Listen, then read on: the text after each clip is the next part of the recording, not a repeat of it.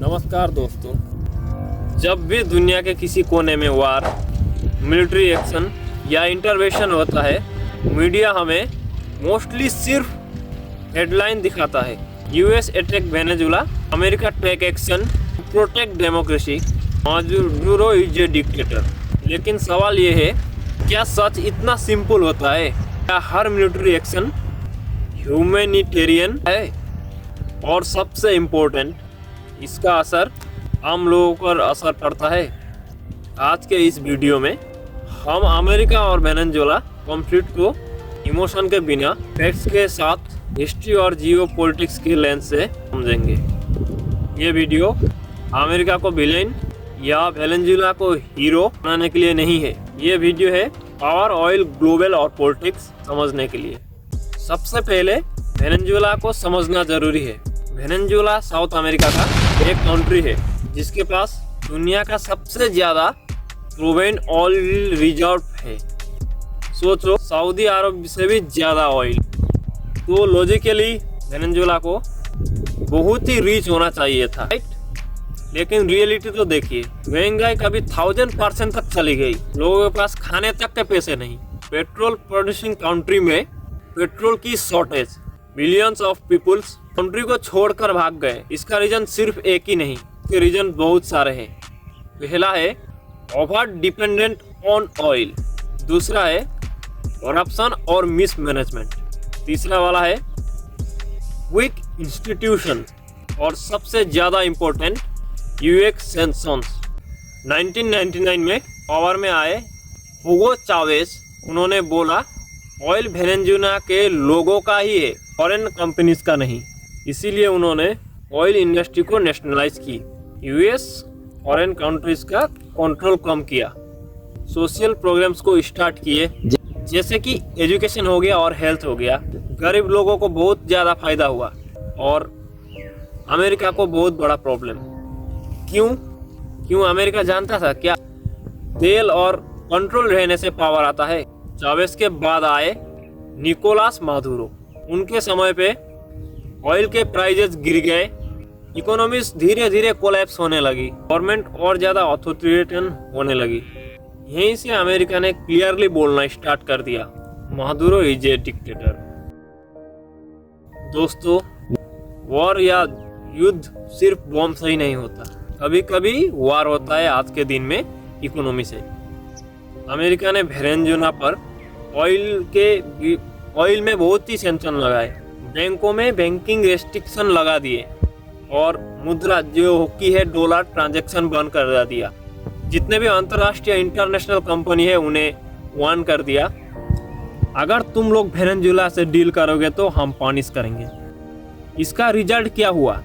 Venezuela अपना ही oil बेच नहीं पाया, गवर्नमेंट के पास पैसा ही नहीं था, सोशल सर्विस जितने भी थे वो सभी बंद हो गए। हम लोग सबसे ज्यादा सफर करने लगे। यूएन के कुछ एक्सपर्ट ने तो यहाँ तक कहा, sanction can kill more peoples than bombs. World America के साथ यूनाइटेड नहीं है। रशिया और चाइना बोलते हैं this is interference in sovereignty. Latin America countries वजह से यूएन में लीगलिटी पर क्वेश्चंस होते हैं। ह्यूमन राइट्स ग्रुप बोलते हैं sanction heart common people not leaders. इसका मतलब ये सिर्फ वेनेजुला और वर्सेस अमेरिका ही नहीं, ग्लोबल पावर स्ट्रक्चर है।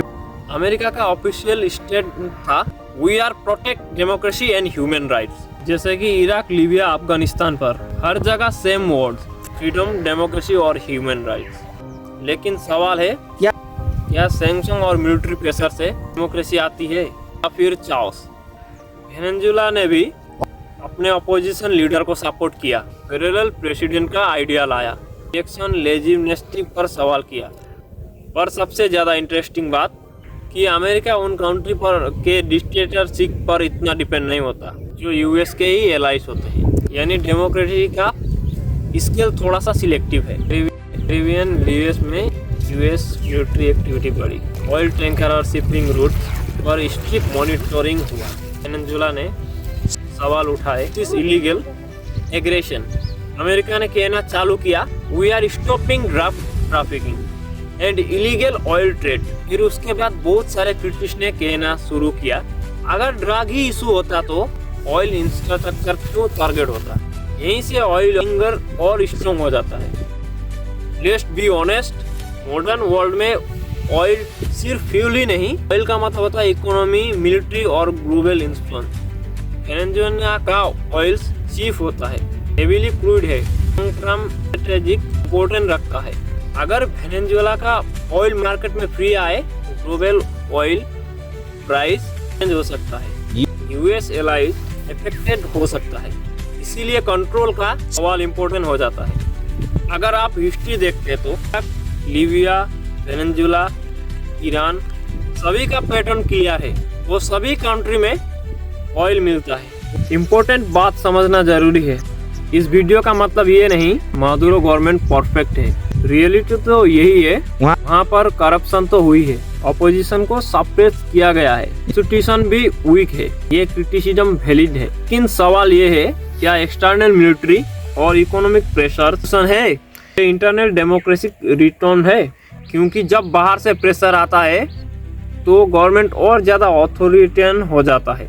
इस पूरे गेम में अमेरिका तो पावरफुल है, गवर्नमेंट भी पावरफुल ही है, लेकिन आम आदमी जिसके पास जॉब नहीं, देश में खाने की कमी है, दवाई नहीं है, माइग्रेशन की मजबूरी है, पावर पॉलिटिक्स का बिल हमेशा ही कॉमन पीपुल ही पे करते हैं। ये लेसन सिर्फ वेनेजुएला के ही लिए नहीं, ये तो पूरा ग्लोबल है। आज डायरेक्ट कॉलोनाइजेशन नहीं होता, आज होता है इकोनॉमिक कंट्रोल, सैंक्शंस, में प्लेजर, नैरेटिव कंट्रोल। इसको बोलते हैं modern imperialism. No flag, no colony, boss influence.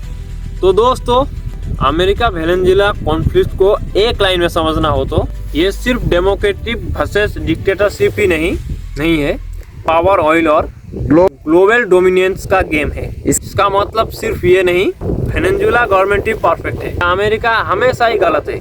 लेकिन ये जरूर समझना चाहिए, अब पावर बिना अकाउंटेबिलिटी की यूज होती है, डेमोक्रेसी सिर्फ एक वर्ड बन जाता है, और वेनेजुएला कल कोई और कंट्री। इसीलिए क्वेश्चन पूछना बहुत जरूरी है। हिस्ट्री हमें ये सिखाती है, जब भी फ्रीडम बॉम्ब्स और सैंक्शन के साथ आए तो उस फ्रीडम की कीमत हमेशा ही आम लोग चुकाते हैं।